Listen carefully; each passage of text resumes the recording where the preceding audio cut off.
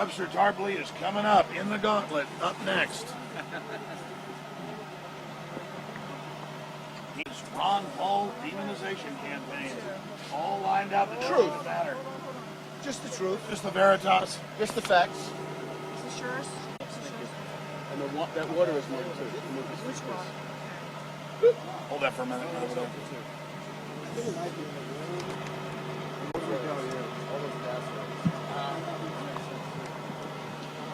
All right, let me just say this first. Webster Tarpley is a great political mind. He has a master's in, economy. He's an economist, but he also has a doctorate in history. Very smart guy. I've done my own research. His perspective on history is dead on. He has had an obsession with Ron Paul in the last 6 months. A cockroach, you name it. And now, even though Ron Paul, yeah, I heard it.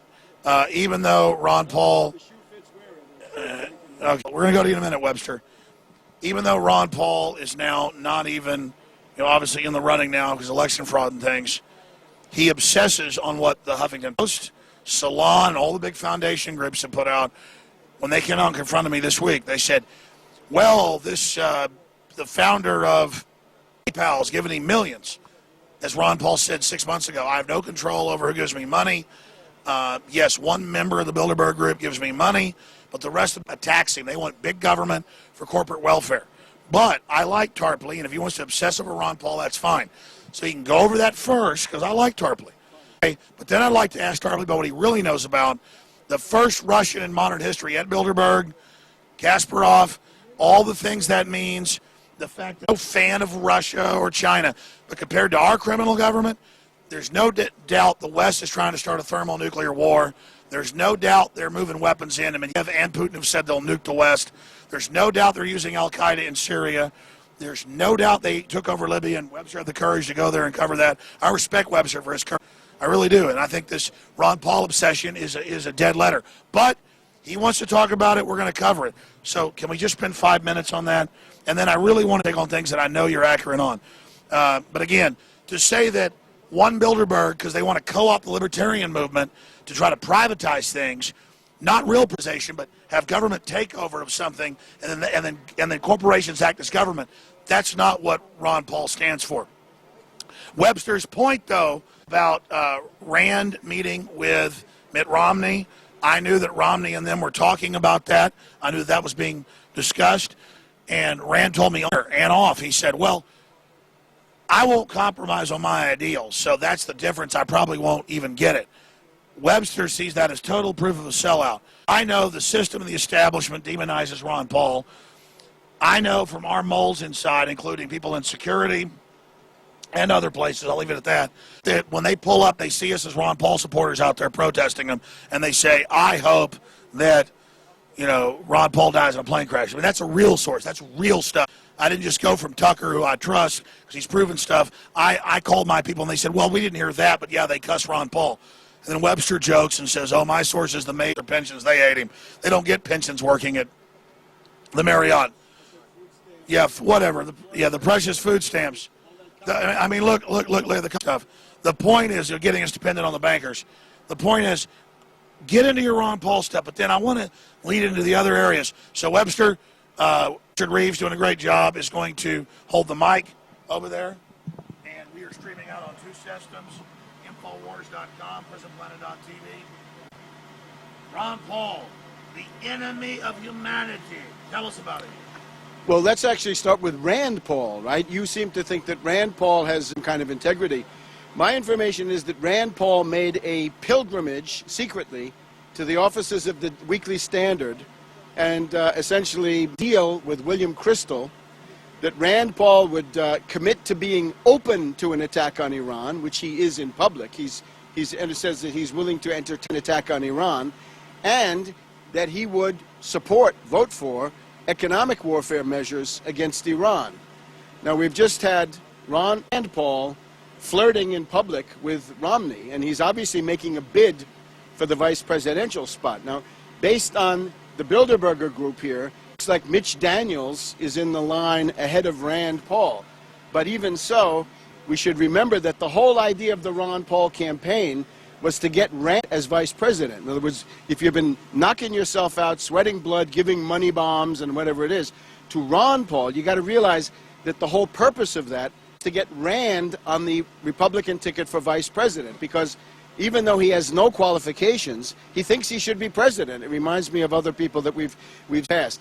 The fact is, though, that Romney has now gone over the 1144 mark on his own power, so he won't need Ron Paul at the convention to transfer the delegates to him. So at that point, Rand... My info is that Romney reached out to Rand. I mean, Rand shouldn't meet with him?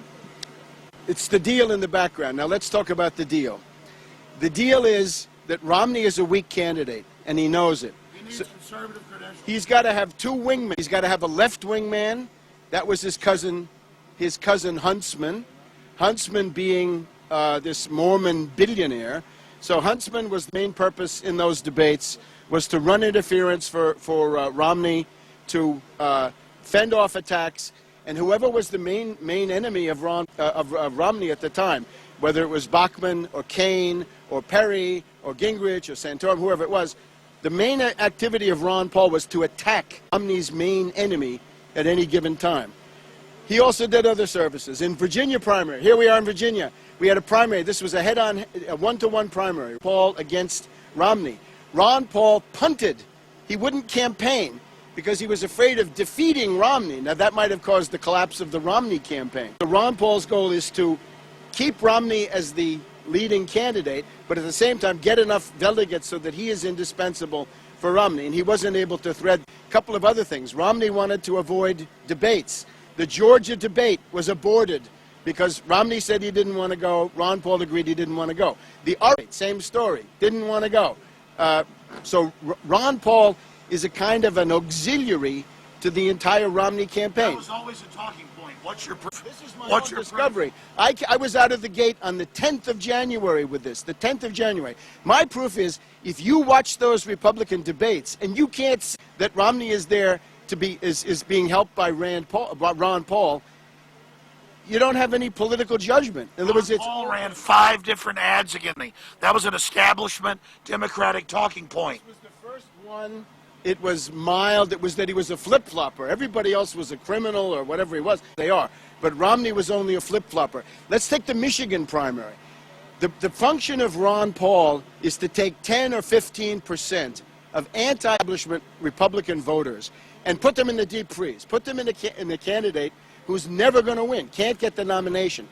Romney's problem was that the Republicans maybe 40% people, you know, country club, plutocrats, whatever, who would vote for Romney. That leaves 50, 60% who would vote for an anti-candidate. So what Ron Paul does is take 15%, sometimes 17% of the anti-establishment Republican votes off the table. Now, Michigan primary, look at a couple of others, but Michigan is the clearest. Romney won Michigan by a paper-thin margin. That's the Ron Paul effect. Now, Ron Paul didn't win Michigan, but he did pay with his money for anti-Santorum election ads. So you're in the presence of a deception operation. This is not real. Ron Paul is famous as a nepotist. My figures are that he's got 60 people plus of his relatives on the congressional office payroll or on the payroll of his campaign. Jesse Benton, that a lot of people in the Ron Paul campaign tell me they can't stand, is to Ron Paul's granddaughter, I believe, right? And remember, the entire purpose of the campaign is nepotism. It's to feather the nest for little Rand so that he has a future. And again, let's look at who this is. This is Romney. Now, people, I think the better people who are interested in Ron Paul, they don't really understand economics, although they should. So Obama's going to save us. No. The Bilderberg people are turning for Romney, Mitch Daniels. But just the word I've got is Romney is in from all the big power brokers. But that's the Bilderberg. Bilderberg is throwing their weight, which is considerable, on the side of Romney, Mitch Daniels. But now you want to get me away from this this last point that I had. I'm not trying to get you away from anything, Webster. I came over here to interview Jim Hooker, and I nicely, you're my friend. I said I'd interview you. You were interrupting, telling me shut up, and now you're saying I want to keep you from the audience. That's bullshit. Now listen, that's bullshit. No. I'm just saying, I'm interviewing you. I'm not trying to censor you, but I have views on all this. That's all. For heaven's sakes, I'm not trying to shut you down. Make your point. I want to get your point on Al-Qaeda, Syria, Libya, Russia, the Russian at the meeting. I want to talk about that instead of this obsession about Ron Paul. A vote for Ron Paul was a vote for Romney, and this is the tragic reality, and I sympathize with people who were duped in this regard. Remember, Ron Paul runs as an anti-war candidate, even though he voted for the Afghan war. You should remember, Ron Paul voted for the Afghan war. Like Kerry, he was for the Afghan war before he was against it. Now he's against it. Now let's look at Romney. If you're supporting Romney, what are you going to get? The biggest warmonger. Romney is out there saying that Russia is the main strategic enemy of the United States, and Romney is out there saying that he doesn't want the option to attack Iran on the table. He wants it in his hand. A vote for... Well, there you go, Webster. Ron Paul's a warmonger. 2 days after 9/11, he says, okay, use of force to Afghanistan to get bin Laden. Now you're saying he's a warmonger. He's been against all these damn wars. He voted for the Afghan war. Barbara Lee voted I think this is sophistic, Tarpley. I'm very embarrassed. Against it. Ron Paul voted for it. You look for a statesman, Barbara Lee is a statesman. Ron Paul didn't make the grade. The difference is you have a belief in the state to empower. Ron Paul doesn't. You're dodging the issue. If the big thing with Ron Paul is that he's against imperialist wars, how come he voted for the Afghan war? Where's the beef? Now, underlying all this, right? We're talking about the Mormons, okay? An important issue. The theology of the Mormons is that they are anti-black. The holy books. Yeah, right. The holy books of the Mormon Church say that the black population, Afro-Americans, are the spawn of the people who sided with Lucifer in the great battle in heaven. This was then taken away in 1978. I would say that Ron Paul represents the southern jurisdiction of the Scottish Rite of Freemasonry, which means the old Confederates. Mason first group, some good, some bad. There's no proof of Ron Paul in Masonry. You are pulling out. Why are the globalists so upset at Ron Paul? The daughters are in the Rainbow Girls. The parents are all Freemasons. I think there's a pretty good case. Proof of that? They never produced the proof on that. You're going off rumors, Tarpley. I think that's pretty good research. Anyway, let him. So now, I thought you liked the American system. I'm not endorsing the Masons, but George Washington and all those guys. Now, if you're a Mason, you're the devil. Not the devil, but when you put that together with the rest of this stuff, what I see, I see a convergence between the Scottish Rite Freemasons, Mormonism, which is a religion which has profound Freemasonic overtones. It is a Masonic religion. Yeah, I think there is this element to it, yes. So, right now we have Rand Paul flirting with Romney in public, and if I were a Ron Paul supporter, my worldview would be crashing to the ground right now. After all that work and all sacrifices. Now, Alex, let me talk to you. Be sure that states' rights movement is destroyed. Let me talk, yeah, states' rights has always been a reactionary slogan. States' rights, man. Only the federal supreme government will save us for Soviet recollectivization. Yes, only Sovietism will save us. Yeah, come on. This is serious now. No, I'm almost finished. I'm almost finished. If I could just remember what the last point was. 2.7. Oh. Brain buggers. Look, to talk then about Ron Paul's economics, let's get down. The thing that got me going on, Ron Paul made a terrible mistake. He published his economic views on his website in the Restore America program. Now, Ron Paul, when he gets up on the stump, Ron Paul can dance and bob and weave and shuffle with the best of them. But when he puts the numbers on the page, let's look at the United States. You got about 50 people who, thanks to Bill Clinton, He said it's going to be slowly are phased in. No one can No, say independence no, has been successful. no. He talks about $1 trillion in cuts in $1 trillion in cuts in the first year, and then balance the budget. Bankers, they don't want that. They want us to. They seem to want it. Quite a few of them do want it. Peter Thiel is a pretty banker, and he seems to think it's great. He's only one member. I don't know how many you need. Come on, you got to stop this stuff. Your obsession with Ron Paul. It's not. No, your obsession with defending him. No, let me talk to you. You are better than Ron Paul. You don't need Ron Paul. Let's take an issue like 9/11. You have stuck to your guns on 9/11 truth. Since you brought that up, Paul was asked 4 years ago about it, And again on January. and he said, well, he's been so busy he hasn't been able to deal with it, but he knows about false flag. Let me talk. It's okay if I talk. You asked me a question. I'm giving you like 5 minutes at a time, Tarpley. Ron Paul, he knows false flag terror is real. There's been a CIA coup. All of that. Ron Paul, I know him. Did he say that on the presidential debates? He said that on my show and others. Yeah, presidential debates. I know Ron Paul's family, man. Ron Paul is good. He was asked. All I know is there's bigger. Why are you so obsessed with Ron Paul? Because I see lots of people who are useful and productive people. Useful idiots for your Soviet model? Who are getting hijacked by a flim-flam on. All right. Ron Paul is the most successful con artist. 60 seconds on your obsession with him, because I want to get to all these other issues. Oh, really? Only Ron Paul. In the entire galaxy, it's all Ron Paul. Not Syria, not Libya, not Russia, not NATO, not Europe collapsing, not the pigs being sucked dry. Ron Paul, he's so evil, he's so bad. Tarpley, he'll save us, along with the communists. You are undercutting. If you want to protest Bilderberger, I would say to you, go out there and say Ron Paul. I know a lot of people, including myself, who say, I don't want to hear about any reactionary Republican for the rest of my life. I'm sick of I want a good communist candidate. I don't want any of them. I know a lot of people who, after Bush swore that they would never vote for a reactionary Republican for 10,000 years. And now, Hey, I'm against power structure. Can we now move on to the next? Can we now move on to the next? Can we move? Why do we have to be tied to a cynical politician? Well, I exposed Obama. I exposed Bush. But you're running interference for Ron Paul, and he's running interference for Romney. Where does that leave you? Listen, You see what I mean? Romney's an unknown country. I've exposed his ties to Bain, all of it. Now, listen, stop right there. Finish up with your Ron Paul thing. Let's move on to the next subject. Go ahead. Hold that. Go ahead. A vote for Ron Paul was a vote for Romney. Show you Obama. So you're no.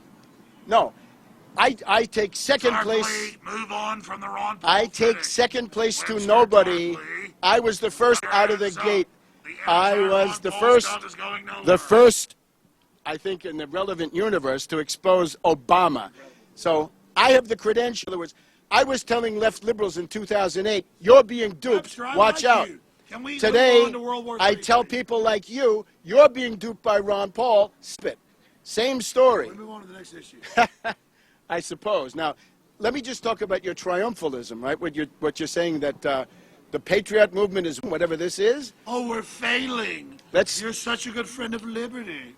Let's talk about something We're real. live feed soon. You better get other subjects. Okay, let's talk about what it takes. You want to break the power of finance capitalism, because that's what Bilderberger We got is. like 10 minutes on batteries. Bilderberg is finance capitalism in NATO framework. What is You it? want to break. Phony, centralized garbage. You want to break their power. You better find an example that works. Now, Ron Paul doesn't work. Ron Paul doesn't work. Adbusters. Adbusters. Come on, you got to stop heckling like that. I'm just joking, Webster. Yeah, now but I got to air in. Get into the other issues. Yeah, We've I heard am. how bad Ron Paul is. So not Ron Paul and not Occupy Wall Street are effective. What is effective? Let's look at Greece. The Syriza movement of Alexis Tsipras. That has gone from 4% to 30%. One of the big themes that's going on in this Bilderberger meeting is that they are terrified of Alexis Tsipras and the Syriza movement. Why? Because he has all the things we don't have. They have a leader, that's Tsipras himself. They have an organization, that is the Syriza, which is 12 components that have now been welded together into the most fighting force in the country. They now have a program. Let's go through the program. It's not like Ron Paul's. It says, roll back austerity, no wage cuts, no pension cuts. If public workers are fired, hire them again. Second point, stop anti-worker measures, stop union busting. Rand Paul and Ron for union busting, right? They're scabbing on every union in the country. But in Syriza, it's the opposite. Third point, social justice. I know some people think that's a terrible thing. Fourth point, investigate the crash, put the felon bankers in jail. And the fifth point, debt moratorium. Don't pay Goldman Sachs, don't pay Morgan Stanley, don't pay J.P. Morgan Chase. This is all fraud. It's all fraud. This is what the bankers hate and fear. This is what is winning in Greece. Now, if you want to break the power of finance capital, you've got to have something on that along those lines. I would say one of the main themes being debated in here is the question of whether there'll be a coup d'etat in the next 2 weeks. The elections are on June 17th. Right now, Syriza will emerge as the largest party. The trick of the Greek parliament is if you come in first, you get 50 votes extra. You get a bonus for coming in first. If they do, we will have essentially the first anti-banker government in the Western world. No, Iceland. They never had an anti-banker government. But They never had it. They threw it out. They had a social democrat who was finding ways to... The other thing about Iceland, the stuff about Iceland is baloney. You know why? Because the living standard in Iceland has been cut in half. The devaluation of the Icelandic crown cut the living standard in half. So if you want to be serious about breaking the power of the bankers, you better have those 5 things: a leader, an organization, a program, I guess it's 4, and a strategy. And the strategy is no austerity, no deals, don't enter into any austerity coalitions. Now, the other thing is, you're concerned about dictator. I'll tell you how dictatorship comes. One way is what we just saw in Greece, right? In Athens, there could be a NATO coup in Greece because Syriza, Tsipras has gone on television. There shouldn't be any Greek soldiers in Afghanistan. Why are we in NATO? And we've now got similar things going on in Macedonia, in Serbia, in Montenegro to some degree, to Croatia. And they There's a say revolt. no up front to any foreign soldiers in Greece. Yes, and they should essentially they should get out of NATO. NATO should essentially be busted up. But the intelligence of Tsipras is he doesn't put that up front. He puts the demands that actually have mass traction. Demands that have mass traction are the ones that do something to help working families solve their immediate problems in a condition of depression. So that's what's going on. Now, dictatorship, right? You're against dictatorship. Let's see how it comes. Let's look first of all at Michigan. We have the reactionary, or really Governor Snyder in Michigan, and he says emergency management law. He says if I don't like the governor of the mayor of Benton Harbor, if I don't Lint and Pontiac and a course, and if I don't like the Detroit school system, I get to send in a dictator, and he becomes the austerity dictator of those places. It's been taken over by Rajoy, who was basically the neo-fascist prime minister of Spain.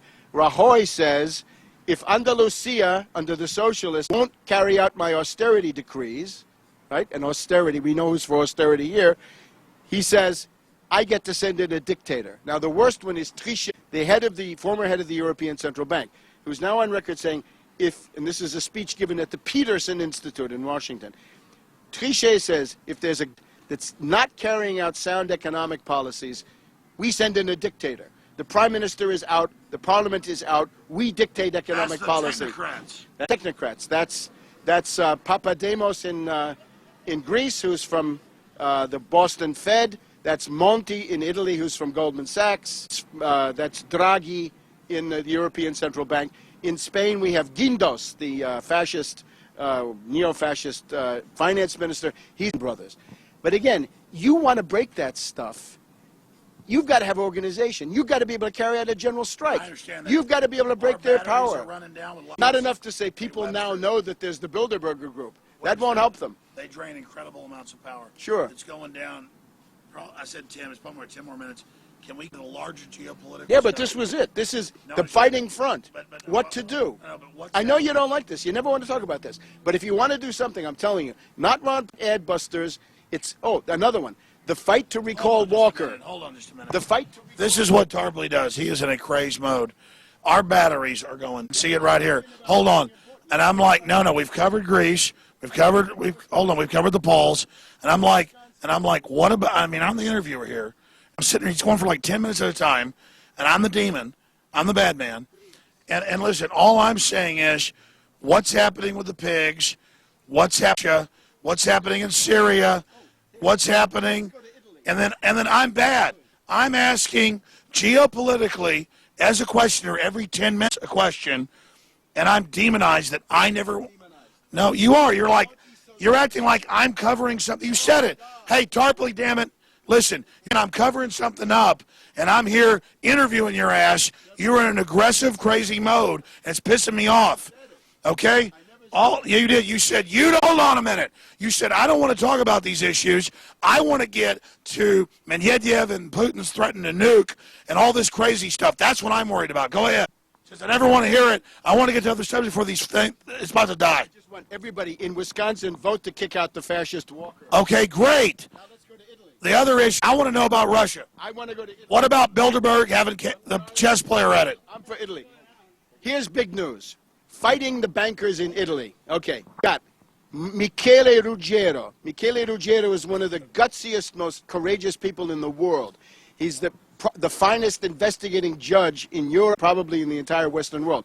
Michele Ruggiero has just filed a 5-count indictment against Standard & Poor's. And he's saying you have been attempting to destabilize Italy. That's right. The destabilization. They downgrade. But this is now a magistrate, in other words, a judge who can issue indictments. He has completed his investigation, and he's got 5 or 6 members of the Standard & Poor's team in Italy. Now, this is fighting. Fight the banks.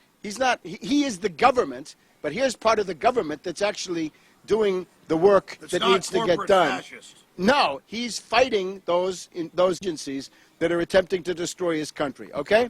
Now, concerning Bilderberger and their strategic discussion. The album is the BRICS, right? Brazil, Russia, India, China, South Africa.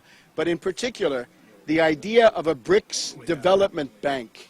The BRICS development bank is, as of the last conference, now being created. And the idea there is to create a system of finance, clearing, and a development, a credit source that would be independent of the United States dollar. This is one of the things that the Bilderbergers undoubtedly discussed. I'm very skeptical of reports that don't focus on an issue of that magnitude. Now, we wanted to hear about Russia. Let's go to Russia. Actually, there are three Russians here that I can see. One is a representative of the Russian Academy of Sciences, who I think is probably pretty much the government. But then we have Anatoly Chubais. Anatoly Chubais is the expert of what? Privatization. What the school loves. Privatization. Deregulation. This is the mother of the oligarchs. In other words, it's thanks to Anatoly Chubais that we have Khodorkovsky, Potanin, Berezovsky, Guzinski, Friedman, the rest of them. In other words, the state property of the Soviet Union was privatized to the nomenclatura, to the oligarchy, to these predators. And they have now constituted a state within the state, right? We saw it in the presidential election. But Putin kicked them out. Putin has fought them more effectively than anybody else. Now, the other guy that you have, in addition to Chubais, whose name is exit all across Russia, Garry Kasparov. Now, Kasparov is a chess champion. And he's a Bilderberg. What does that mean? Yeah, but who is he? This is essentially somebody who he's an agitator who goes into the streets to organize a color revolution, against Putin. And his ally is, quite frankly, a Nazi. There's a guy called Eduard Limonov who calls himself a national Bolshevik, who I think would get himself pretty much into the brown shirt category. Limonov is a hooligan.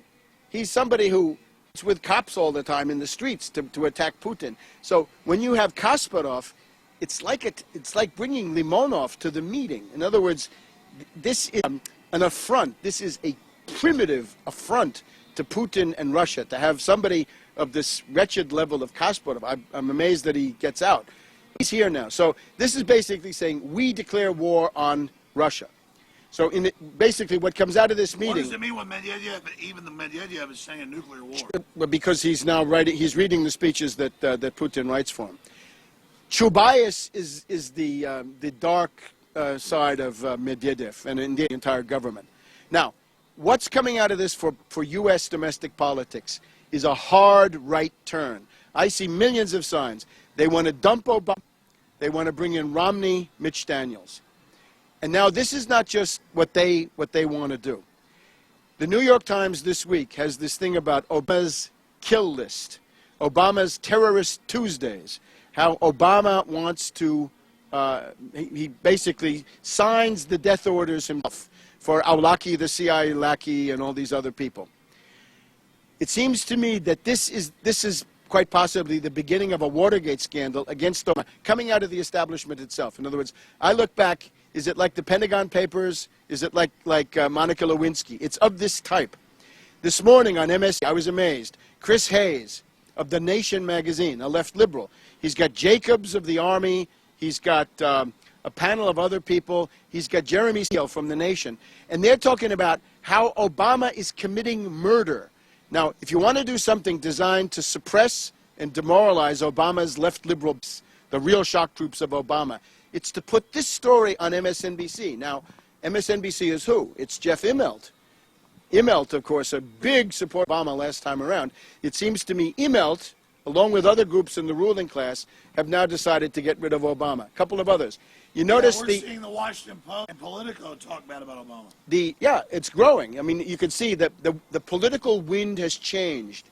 I smell Watergate, at least a scandal. Maybe not in print, but maybe. It's easy to do. It's complicated. Bill Clinton. Bill Clinton, great barometer of what the ruling class is thinking. Bill Clinton goes to the campaign trail and he says, it's not right to talk about Romney as a hedge fund hyena and an asset stripper and a zombie banker. That's not fair to him. We shouldn't do that. Because that's Obama's only hope, is to demonize Romney for what he is, which is an asset stripper, a one-percenter, and all the rest. If Clinton comes out with that, he's cutting off Obama at the knees. And he's doing it along with Cory Booker and other people. He's doing that in the service of ruling class cabal. The unemployment statistics this week were not only bad, but the previous month's results were brought from a wretched 120,000 to a microscopic 50 to 60,000. It looks to me like networks inside the government bureaucracy are also now in the line. It's time to make Obama look bad. So what this leaves us with is that this faction of the ruling class, you got to look at reality the way it is, has basically said we want a sharp right turn. So the Supreme Court in June, it's now June, the Supreme Court is going to come out on Obamacare. What might they say? They might say Obamacare is unconstitutional and we have obiter dicta, right? They get to say other things. But you were against Obamacare. Obamacare, the reason that they're against it is they don't want Americans to think they have a right to health care. I do think that Americans have a right to health care. I know Ron Paul says... Let's not go off of that. You're saying it's a fake health care. It's a bailout for insurance companies. It's whatever it is. But it operates under the theory that Americans have the right to health care, which I believe they do. That's in the FDR Economic Bill of Rights of January 1944. But now, suppose the rats cabal, Roberts, Alito, Thomas, Scalia, they come out and say, it's unconstitutional, and we have some obiter dicta. No more Social Security, no more Medicare, no more Medicaid, no more CHIP, S-CHIP, no more Head Start, no more WIC, no more social safety net. I know Ron Paul agrees with all that. But for most people, that would be America losing every economic right that they've won over centuries. Ron Paul knows that this socialism is to carry Socialism. out eugenics. This is the American system. You know about eugenics, but you love vaccines, Tarpley. You drink Diet Coke, Tarpley. I drink Diet Coke. You want to shoot your mouth off. Why do you drink Diet Coke? I'm in the red wine faction. Why do you drink Diet Coke? Why do you take the flu shot? I drink pretty much anything I can get. Flu shots? I get this at late at night. I think you're crazy with this stuff. This is. I don't care about this issue. Hey, look, it's a smoke screen now. Come on. Come on. Take your flu shot. It's a smoke screen. It's a smoke screen that your kid's got autism. Something's going on here. If government does it, you love it. From June, if government handed out cyanide pills, he'd love it. I'd love it, yes. From June to December. June is the Supreme Court. The obiter dicta would say, every gain of the American people in labor struggle, somehow they were also crazy. They wanted to have unions and economic rights, all the things that the Austrian school tells us we can't have, to December. And December is whoever has won the election, the grand bargain.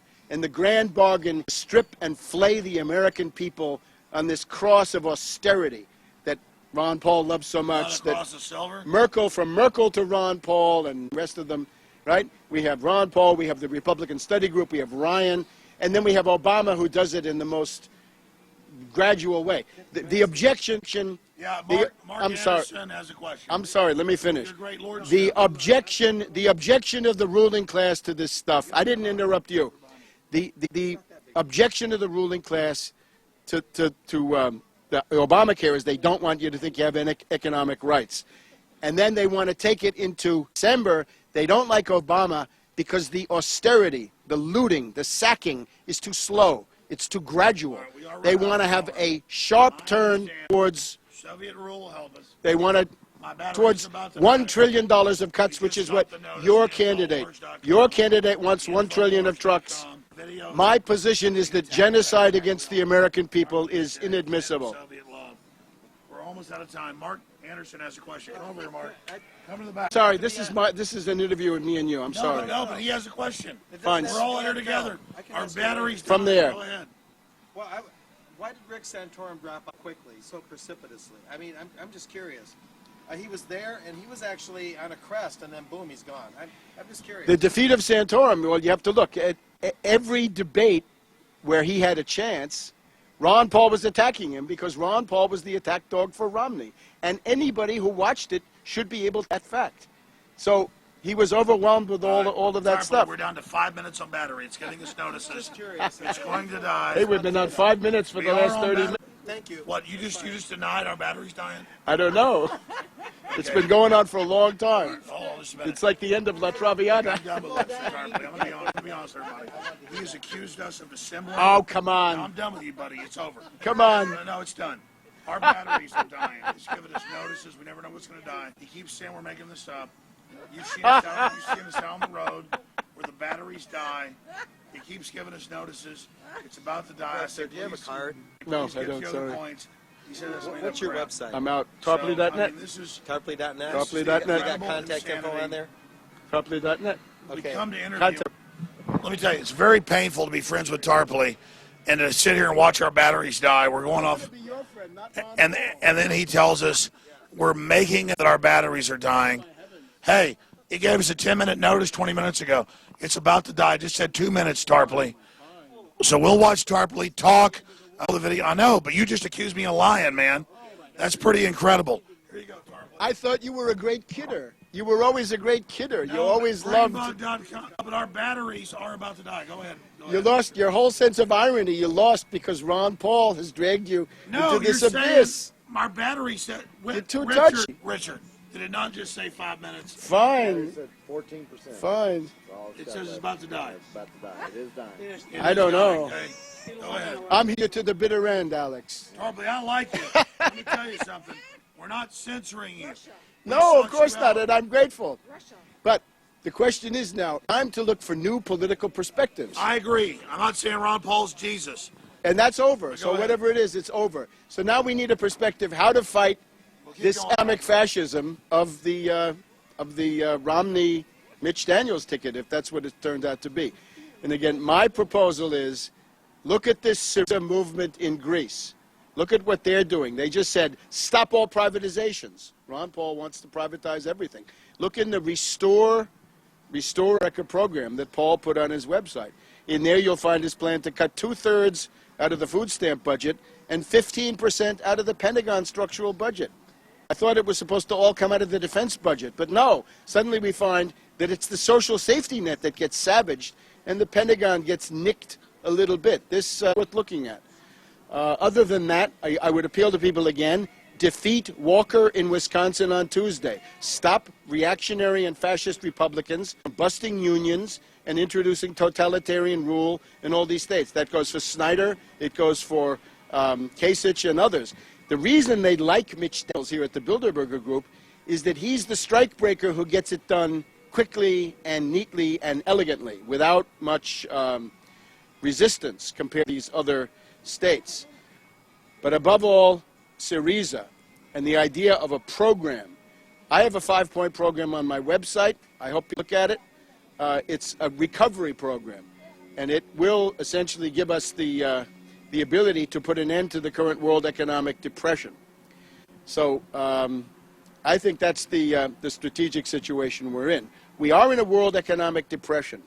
Once you know that, you must realize that what's going around you is not a market event. It is not a normal boom and bust cycle, but it represents a breakdown crisis of the entire world economic system. People right now can see the United States is mired in depression. Europe is sinking rapidly into a depression that is probably getting already as bad or worse as the United States. China is slowing. India is coming under pressure. The world is going into depression. This ought to indicate the need for a recovery program, not the free got all market. that. What about working for the U.S. government and Russia threatening to nuke Yeah, us? we've done No, I asked you done it hours all. ago for this. We're about to die. Tell me the video. We're I about want to- your take on that. Certainly, especially when we look at Syria, I've been paying a lot of attention to Syria. They're saying they're invading. I mean, it's all over the news. I watched it this morning. It's bad. We had They the blow Hula stuff massacre. up. You should know that the Hula massacre was a complete fraud carried out by a death squad of 800 killers, Al-Qaeda, Salafis, and others. Came to Hula. They burned the hospital. They killed the people coming out of it. And then they went around and killed citizens of the town who refused to join in their civil war with Assad. So the death squad thesis concerning Syria, I think, is amply confirmed. We just had Putin going to Merkel, Putin going to Hollande. Hollande is turning out to be a much weaker sister than he might have. He seems to be at least flirting with the idea of the French leading the attack once again. That has to be watched. On this side, the practical side of it is the Walter Jones resolution in the House of Representatives, the one that reminds Obama that if he starts another war, he will be impeached. I think That everybody Ron Paul has to, co-sponsored. that Ron Paul ignored for 3 months and then grudgingly co-sponsored. No, he I co-sponsored. would like to hear Ron about. Paul co-sponsored. I would like to Ron hear- Paul co-sponsored. I would like to hear about. Let's just be honest, Tarpley. Let's hear. Does Ron Paul include that in his speeches on the campuses? In his stump speech? No, he No, should. he doesn't. He should. All right, fine.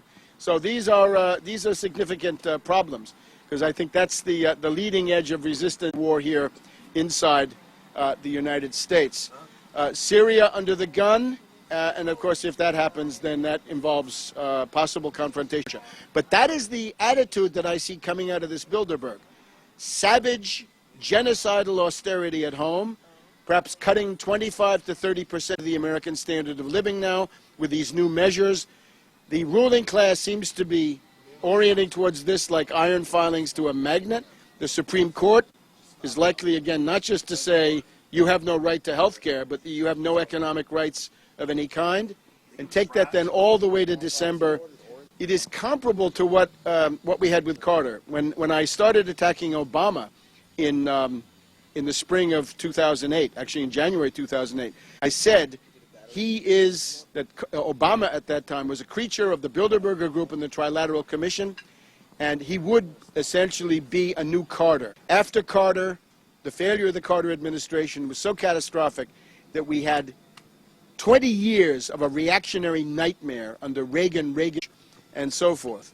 Now with Obama, if this pattern holds up, we may be going into a similar reactionary nightmare.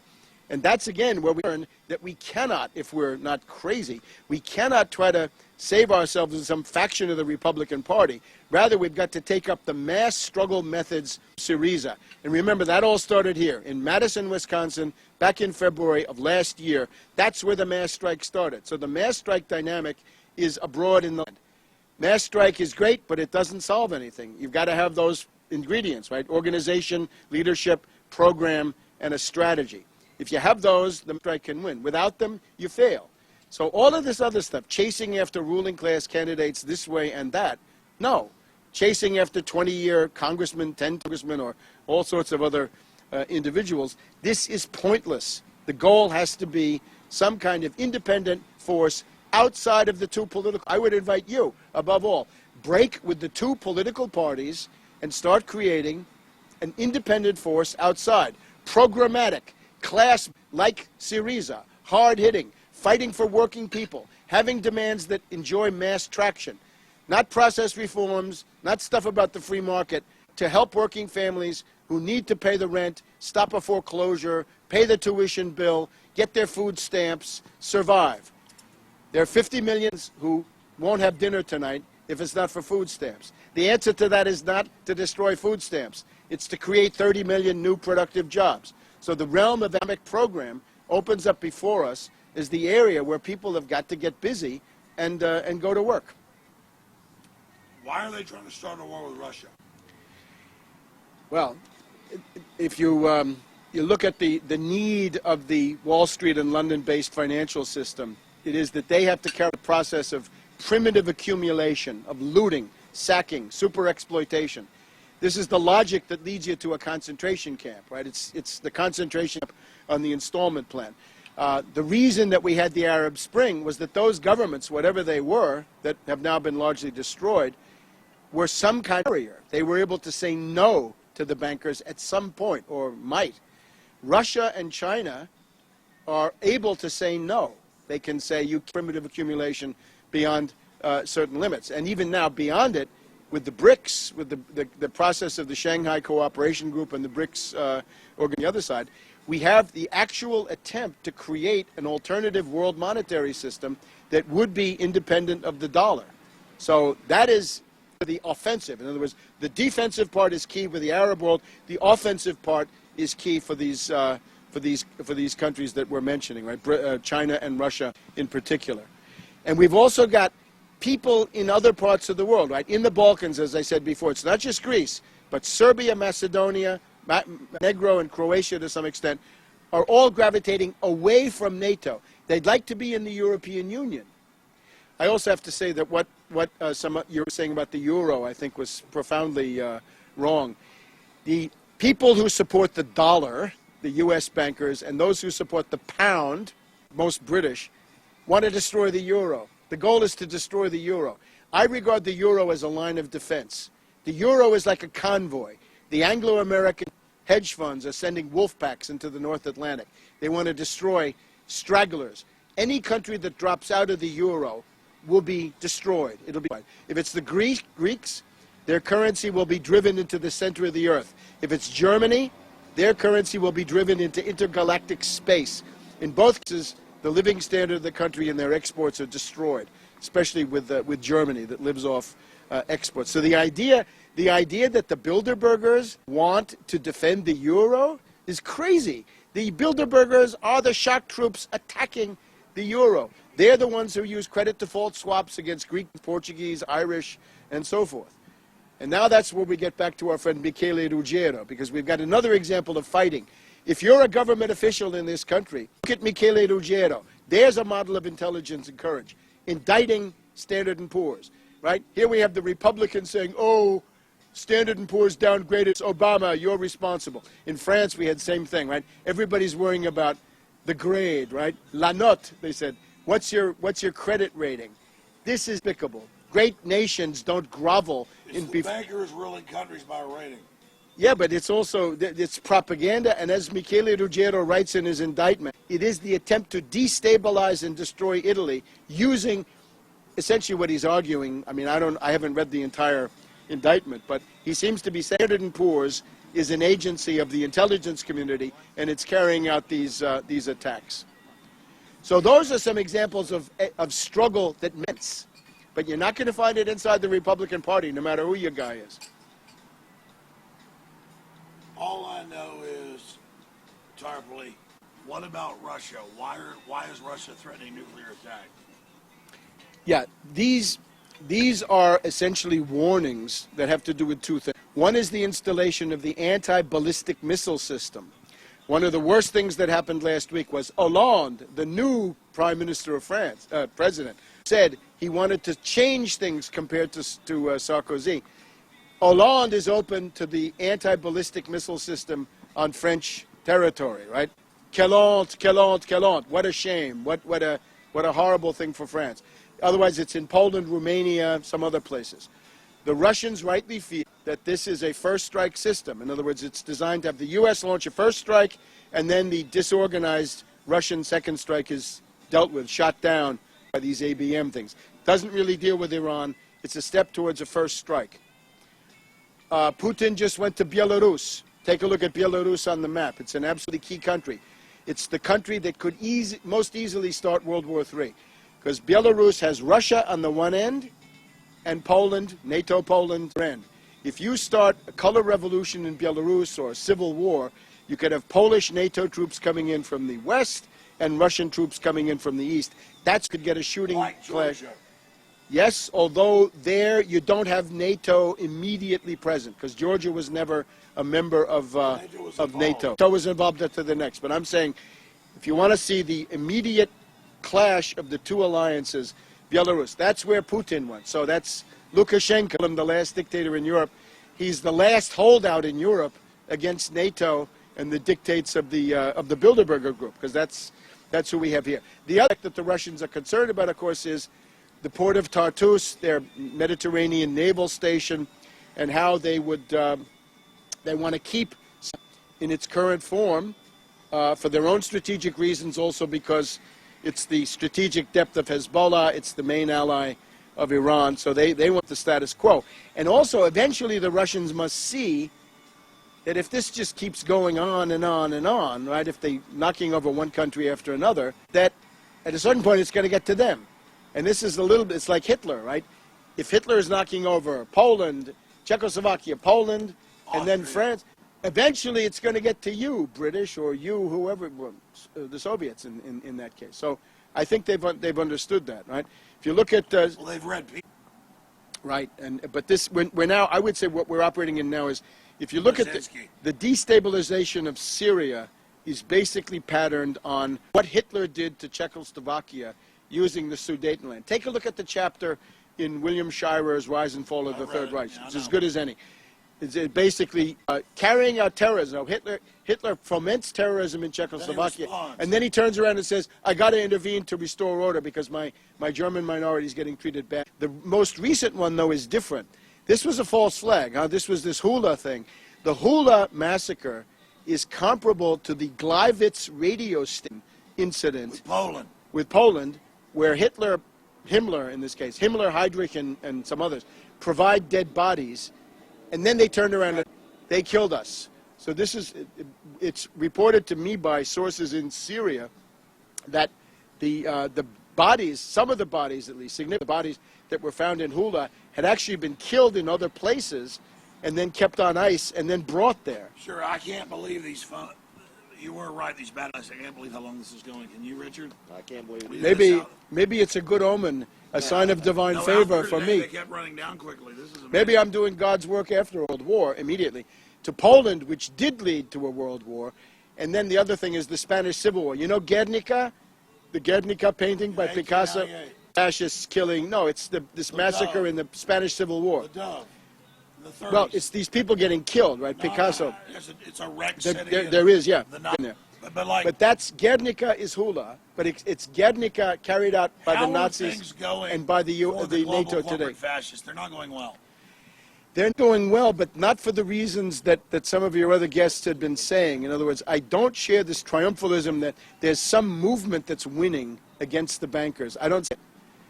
Again, the judgment on that. We're getting record numbers out. You say it's not positive. It's positive, but is it enough? Can you shut down the United States with a political general strike? That was always the question. We thought this, you remember, you were in the middle of it, 2007. If Cheney started war, what's the answer? A general strike?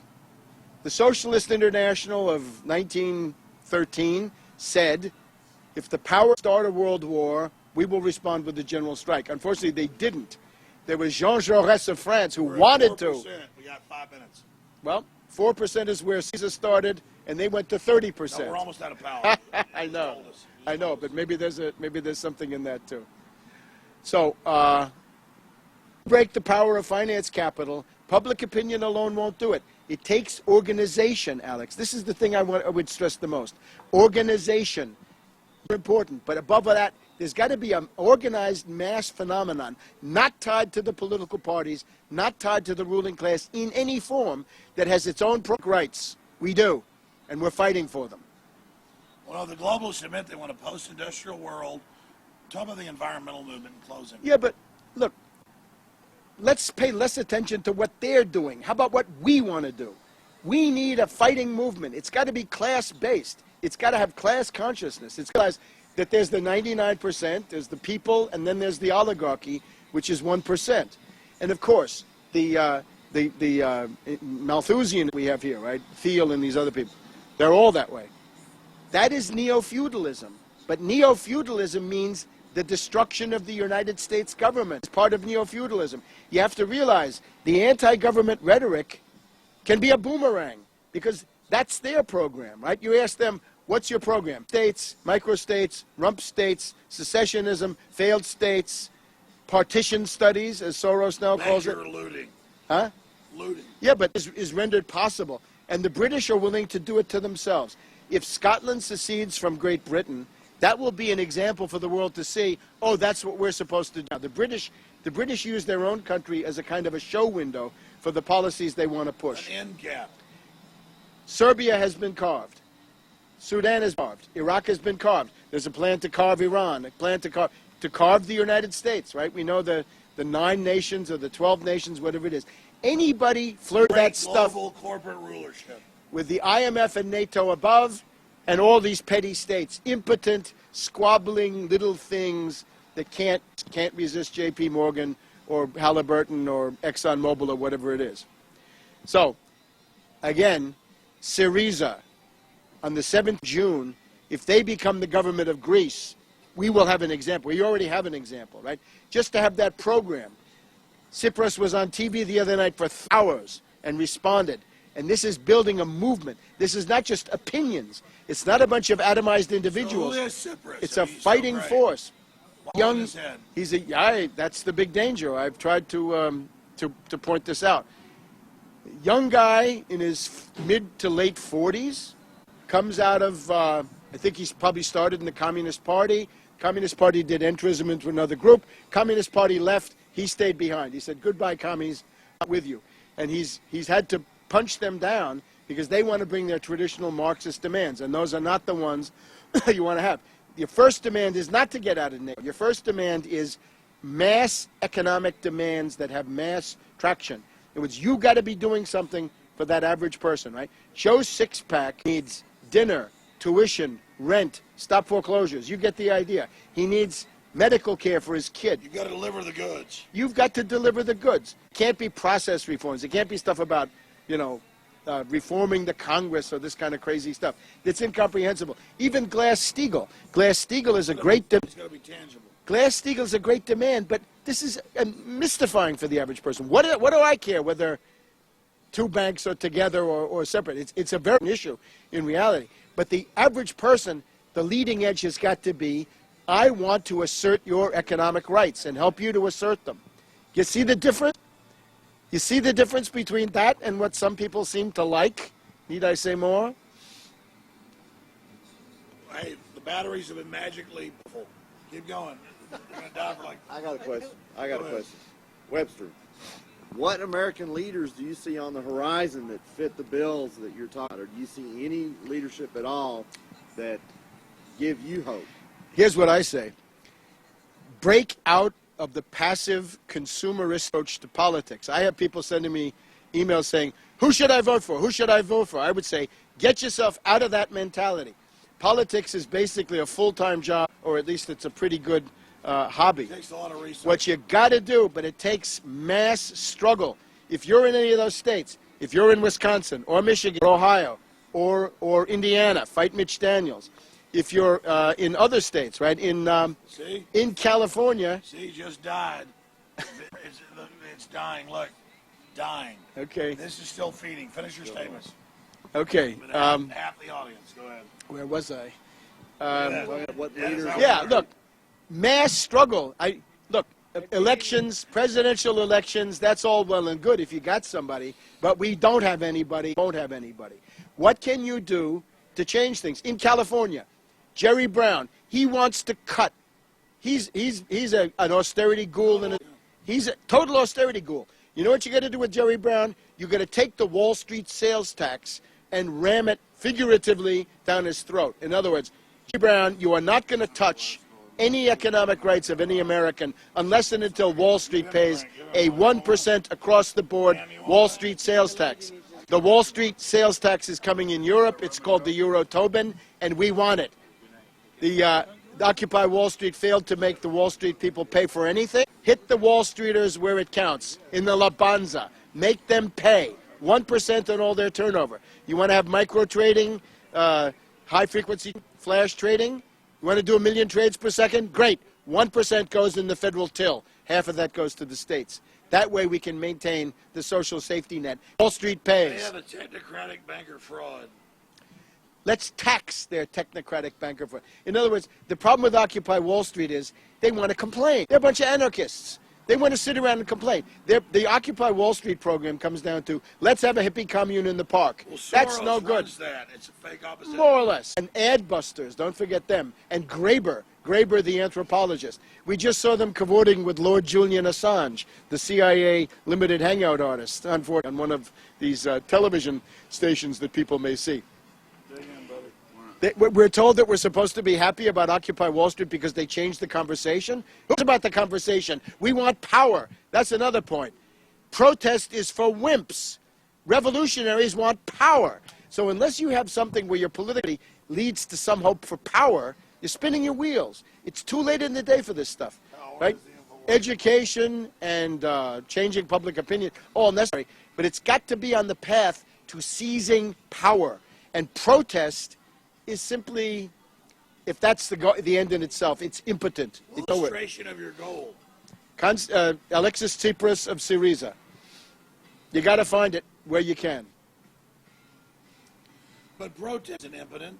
It's an illustration of your goal. Yeah, fine, but it's too late for this now. You got to protest. Say that in your own words. Illustration of the goal. He says it's the goal. I say it's too late for this now. We've got to get power. Protest is not enough. The goal of political activity is a revolution. Power. That's what these poor kids in Tahrir. The kids in Tahrir couldn't get it. The kids in Tahrir thought a revolution is where the army takes power. In closing, talk about how big it is to have Kasparov at this meeting, one of the first Russians. It is a calculated insult. It's an affront to. It is an unfriendly act. Normally, the U.S. ambassador in Moscow would be called to the foreign ministry saying, why did you commit an unfriendly act by getting that agitator, that friend of Limonov and the National Bolsheviks, into your country and giving him that kind of prominence? Yeah, well, he's really a Brzezinski puppet, because Brzezinski is the specialist in the color revolution inside Russia. The other one, I was wondering if they'd have Navalny, right? Alexei Navalny is this other. He's the great Russian leader who's from Harvard, Cambridge, Yale, and he's now the Nemtsov. Nemtsov is I can't avoid it, right? Nemtsov's program is about Paul. Privatize everything, deregulate everything, austerity for the masses. I'm sorry, it is. If most people look at Ron Paul's Restore America, that looks like IMF shock therapy to me. Hold on, Mike. That looks like what the IMF is trying to do to Greece, right? The people who have been striking in Europe against austerity. Can you make the connection? In other words, somehow we're supposed to believe that the second coming of Jesus Christ is a guy who says, I want to cut $1 trillion from the budget. Well, no. And everybody in Europe, any trade unionist can tell you that's baloney. Huh? Or what? What is all this Russians threatening nuclear war? That's unprecedented. It's the anti-ballistic missile question that I mentioned before, and on Syria and Iran. 3 minutes left. The other one did die. What's happening with Syria where they use Al-Qaeda? What is happening with like the announcements on Saturday shows that war is on? Yes, I think we may be close to it. I don't know, and we've been to the brink with Iran several times, right? Many times. Syria. But now with Syria, right? It's the same thing. Is it real? Is it not real? Is it Psy-war? Is it a bluff? Leads to war by miscalculation, and so forth. The death squad. What I'm citing is the official Syrian investigation, cut by Brigadier General Suleiman. They had a press conference. I happened to see it on Chinese TV, CCTV. They showed the Syrian general saying their finding is that a death squad of 800 killers came into the town of Hula, attacked 2 military bases. The soldiers defended themselves but stayed fortified in the base. And they spin it that it's a Syrian attack, right? When it's Al-Qaeda. That's Dr. Goebbels, right? Remember that. What about Al-Qaeda? they are a lot of the people in that death squad, as I mentioned before, are or Libyan Islamic Fighting Group or Salafis, right? We've now got this Salafi, and those would be some of them are some of them from Libya, some of them from Chechnya, and you've got probably Wahhabites from Saudi Arabia who are being recruited too. So remember, it's U.S., Britain, France, Israel, NATO, plus Saudi Arabia, Qatar, or Qatar, as we sometimes say, and United Arab Emirates and Saudi Arabia. That's who's attacking Syria. Is that not a bold move? Is that not an arrogant, bold move to have al-CIA to al-Qaeda openly attack Libya and bring it down now and blow stuff up and then say, Hillary, oh, it's a horrible massacre, when it's admittedly the West doing the whole thing? I mean, that's incredible. It is, and it's shocking, and it is above all appalling that we're back to the same methods that were used by Hitler. But that is where we are. These are the methods of Hitler in Czechoslovakia, Poland, and the methods of Hitler and Mussolini in the Spanish Civil War. Excuse me. Keep going, Webster. What's the next question? No, but I mean, this whole thing where al-Qaeda's bad, but there are Well, anybody who didn't understand that al-Qaeda is the CIA Arab Legion before has certainly understood from Libya and Syria that al-Qaeda is the CIA Arab Legion. I don't know if I can remember this guy's name, but we just had, the New York Times had an article, actually the Washington Post did, about the creation of a new intelligence agency, the Defense Strategy Agency, I think it's called, and it's run by a Deputy Secretary of Defense who goes back to the formation of al-Qaeda with Brzezinski and Gates in Afghanistan in the early 1980s. His name, unfortunately, given the late hour, is escaping me, but he is currently serving in the government, and he represents that great tradition. So they know all the use of irregular forces, mujahideen and so forth, from Afghanistan till now. And that has not changed. Maybe somebody else would like to... No, we're almost out of time.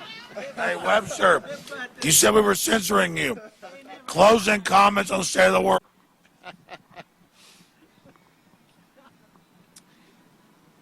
The obvious thing about the world is that there is now a coherent opposition to the Anglo-American financier oligarchs. I'm sure the discussion at Bilderberg was largely devoted to the question of the BRICS. Above all, Putin. They hate and fear Putin. There was a huge effort to start a color revolution in Moscow.